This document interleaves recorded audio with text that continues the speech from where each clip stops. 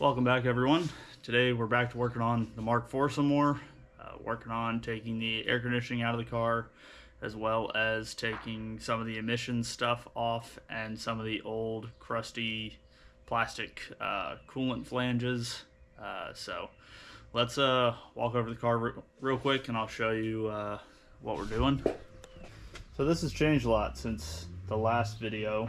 If you've watched all of that, you'll know that the front end of this car was still here when I finished that. So I took the entire front core support off to gain access to taking the AC compressor off, as well as taking the air conditioning lines off. You'll see the heater core connection back there. So let's switch over to a time lapse and I'll show you how we got to this point. We got to start getting the core support off the car. So I still have the one headlight connected, so that had to come off. That's just 4 bolts in the wire harness connection. And then I start working on trying to figure out what's actually holding the core support to the car. There's, I think, 6 bolts on the front of it that hold it together, and then 2 on the top that connect to the fenders, as well as a slew of coolant connections, as well as electrical connections to run the fans and things of that nature. So 1.8Ts have a after run coolant pump, and that is mounted to the backside of the radiator shroud. So I had to disconnect those coolant lines, and then the electrical connections are all on the lower driver's side corner of the radiator shroud, tucked right along the frame rail. And for whatever reason, I struggled big time getting these connections off. They were so annoying. I was so frustrated by the time I was done with this. But I eventually got them disconnected, and then we were able to pull the core support away from the front of the car. Now, the other thing to note is there are AC lines that run to the condenser, which is sandwiched in between the core support frame and the radiator, so you have to disconnect those as well. If you're disconnecting AC lines, please get your air conditioning refrigerant vacuum recycled out of the system. Don't just release it to the atmosphere. It's decently toxic. Got the whole core support away at that point, and then with the core support out of the way, we can start pulling the AC lines out of the car. The lines are so long that basically you would have to unbolt a whole bunch of stuff to be able to take them out of the car from like pulling them up through the top of the engine bay. So that's part of the reason why I wanted to take the core support off. Plus I wanted to take the AC condenser out of it as well. So killed 2 birds with 1 stone in doing that, and then it also made it easier to get the compressor off of the accessory mounting bracket. So it's wedged in there decently well. So I took a pry bar to it to get the condenser out of that bracket, and it's just, I believe it was either 2 or 3 bolts holding it in. So yep, and that wraps up getting the core support off of the car, and then we're free to move on and start taking the condenser out of the core support itself. Now the last piece of the puzzle that a lot of people skip is getting the AC condenser out of the core support. So obviously there's a ton of stuff crammed in here, but this is the AC condenser, and then behind it is the radiator. So a lot of people don't take the time to get that out of the way. It's not a ton of weight. It is honestly a lot of time to take this apart, because there's like 8 screws. It's all sandwiched together, and of course this is the last piece that you have access to. So a lot of people just leave it in, but I'm trying to clean it up as much as possible, so I'm going to be taking that out. So while I'm doing that, I'm actually going to put my Euro crash bar on. That way my Euro bumper will fit properly on this car, and I'm going to get this up on some wood blocks so it's not just resting on the concrete floor, and we're going to start tearing this apart. Taking the condenser out of the core support is pretty simple once you have the core support on the floor. The most workload of this is actually getting the core support off of the car, but it's just 6 bolts once you get the core support out, and it's pretty easy just to lift the core support frame off the top, and then it leaves the condenser exposed, and you can wiggle it out from around the radiator, and you're good to go from there.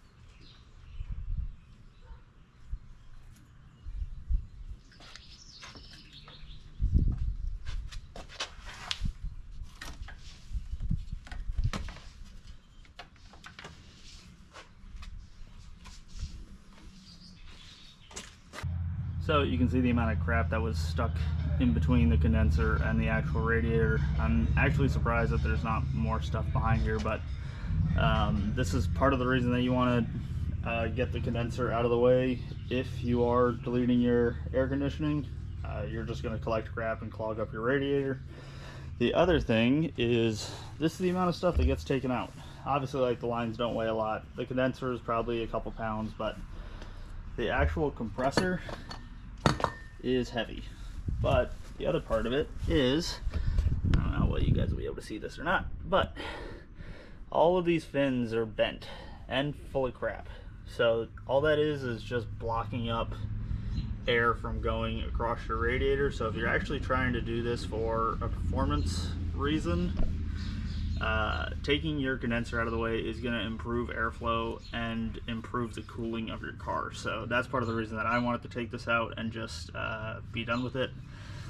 So now we're going to get the radiator put back into the core support, put the core support, well, actually I'm probably going to leave the core support off just because it's easier to work on the front end of this car without the core support in the way. But I'm going to put the radiator back in the core support after I clean it off, and get the Euro crash bar out of the rafters, put that on, and then I'll talk to you guys about another thing that I want to do while we're in here doing all this. So be right back.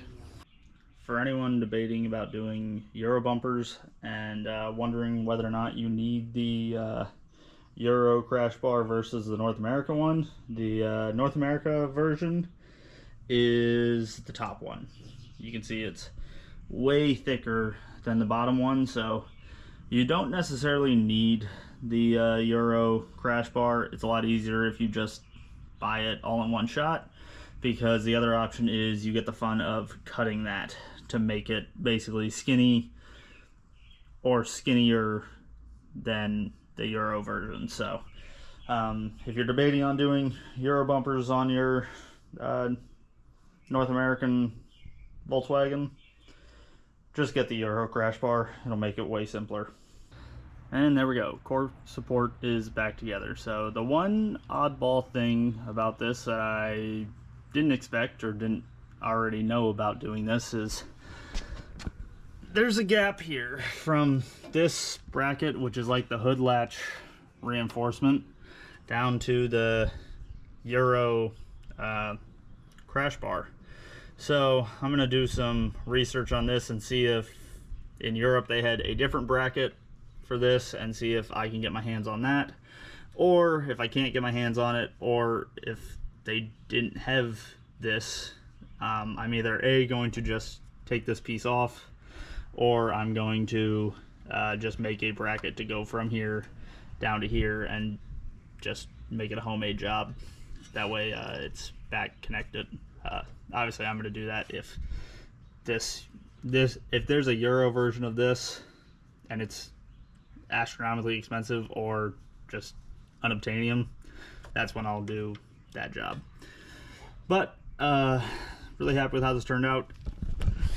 If you happen to need a North American crash support for a GTI front bumper, let me know, because I have no use for the one that's going to be sitting in the rafters of my garage now.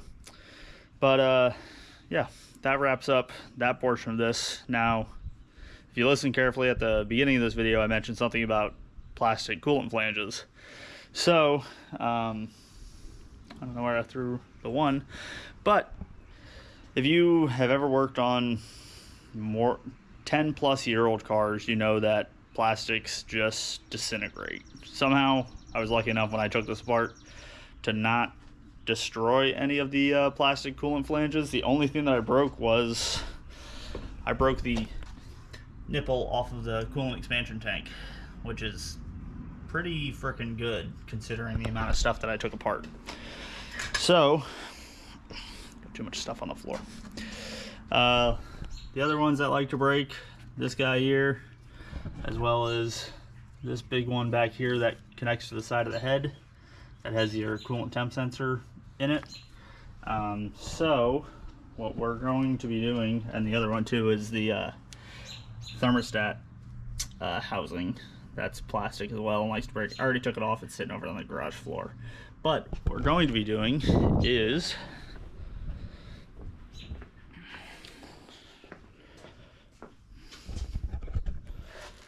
putting these on. So Euro Tuning sells a cast aluminum flange kit. This is advertised as only fitting manuals, but I think the only piece that is manual specific is this. There's a slight difference to this, but I think I'm going to be able to make it work with the automatic transmission. But I've had these. Oh, let's get that out of the way. I've had these and that piece for probably 7 years now. They've been sitting in boxes. I've never had a reason to put them in because I just bought them preemptively knowing that coolant flanges were going to crack eventually. I had them powder coated. This is Illusion Purple, same color as the center caps, as well as the brakes on the car and the valve cover. So all the same color. And then this is an aluminum dipstick tube. So it replaces the brittle orange piece that tends to fall apart. So when I put this back together, I will be putting these all back on. So if this doesn't prove that I'm a parts hoarder, I don't know what does, because I've left these tiny pieces have been sitting on a shelf for over 5, probably 7, because I was still in high school when I got these and still lived at home. So the powder coating on those was done by Exotics Motorsports in Kernersville, North Carolina. I'll leave some social media tags below for them. But yeah, that's gonna wrap this up for the most part. Still waiting on parts from Euro Tuning to start putting that car back together. But I'm 99% sure that that is the most that we're going to disassemble this car. The last piece is taking one of the evap containers out of the fender well, which they're known as blue balls. So that might be a part of the next video, but that's going to wrap up what we're doing today. So thank you for watching. Thank you for subscribing, and look forward to me starting to put this car back together finally. So deadline's June 24th. It's coming quick. We'll see what happens. Thanks for watching. Thanks for subscribing. Goodbye. Alright, so I know I said that I needed to do some research on the whole bracket situation, but it took me so long to actually edit and make this video that I did all the research and actually got the part by the time that I was going to post this, so I figured why not just put it all in one. So we're going to go a little bit longer here, but there is a Euro specific bracket. This isn't really talked about that much when people put Euro bumpers on. no one really mentions that, hey, your hood latch bracket won't make it anymore. So did some research on ETCA to see what part numbers were, and turns out this is the same part number as what's put on North American market Volkswagens or Mark IVs, but it's just a non-revved part. So the normal part number is that with a B. The Euro part to fit that crash bar is the non-B version. I'll put all the part numbers in the description below as well, but I'm going to go take the one off the car real quick, and then we'll put these on the bench beside each other and talk about the differences a little bit. And I'm also going to peel this lovely dealership sticker off of it too. But yeah, let me go pull that one off of the crash bar, and then we'll talk about a little bit of the differences of these parts. Sorry for how dark this clip is. I was moving quick and should have got a flashlight. But to get the hood latch bracket off, once you've already taken the 2 lower bolts out, it's just 3 more bolts, and that releases the reinforcement bracket as well as the hood latch itself. But the hood latch doesn't fall, so you don't have to worry about it going anywhere once you take those bolts out of the way. So here's the 2 brackets actually sitting beside each other. So you'll notice that basically the top portions are pretty much the same. All the holes are identical. There's no change on the top portion whatsoever. So the only difference is this lower section, where for whatever reason Euro crash bars take these 2 bolt holes that North America has and basically turns them 90 degrees and makes them long. You'll also notice that this is way skinnier than the North America bracket. Probably all of this was one, costs for Volkswagen, because I'm sure they produce way more European vehicles than what they do North America. So it's probably cheaper for them to keep a Euro bracket on their own and make a North America specific one. And then on top of that, North America front end crash safety tests are largely different than what goes on in Europe for crash safety. So that's probably the reason for the redesign. Instead of beefing up this bracket and making it universal but spending more on it, they probably made the decision to make a specific North America version that costs more, but they buy less of them overall. So if you did the math on it, you would actually make money doing this, which for most people doesn't make sense, that you could have produced two different parts and it'd be more economic than you making one universal part. But now we're gonna get this guy thrown on the car, and well, thrown on the core support at least, and then we're gonna talk a little bit more about some plans. And there we go, it's all done, all bolted back in, everything lined up. No new hardware needed. I don't know if you guys are going to be able to see that, but there's the lower tab, upper tab. That's what didn't line up before. And then of course, top 3 bolts are all the same. Used all the same hardware, so no need to buy new stuff. You literally just need the bracket to mount up to the crash bar. So like I said, I'll put the part numbers in the description below. That way you guys have them and can order stuff as you want. Oh, let me climb over some stuff here. So the other part of this, and why I said that you know, we're going to talk about future plans for this. So actually I'm gonna go grab a flashlight real quick. So at the end of what I originally recorded, I said that the deadline for this car was June 24th for Autocross at Summer Point. Quickly came to the realization that that probably won't be realistic, and then sitting around thinking about it and looking at this wonderful mess more and more, the more I kept thinking about just getting rid of that slush box of an automatic that is buried beneath all those hoses, and finally manual swapping this. So I put a poll on my Instagram, which you can imagine what won by a landslide. And so I am going to go down the rabbit hole of manual swapping this car. While it's torn apart, this is the most apart I've ever taken this car, probably ever will for a while, so I might as well do it. So at this point, the goal for this car is to be running and driving for show season next year. So Helen, next year, have a manual, drive all the way to Georgia in this car again, unless I get that done. And then in which case that car will go. But unfortunately, as sad as this is to say, I think the manual swap is easier than what the Mark II has to do. But anyways, long story short, we're going to be manual swapping this car.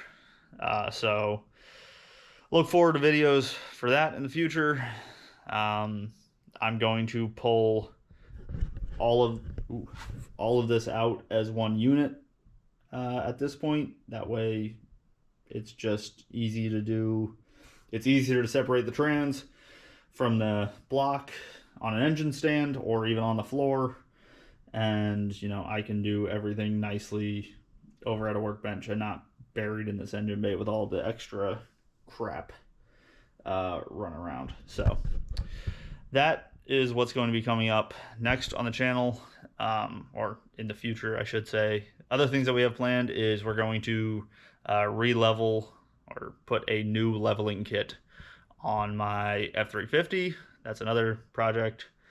And yeah, that's most of what we got planned in the immediate future. So if you made it this far, sorry for babbling here at the end about, you know, stuff going on. But thank you for watching. Hope you enjoyed this episode, and we'll see everybody next time. Actually, this time we will see everybody next time.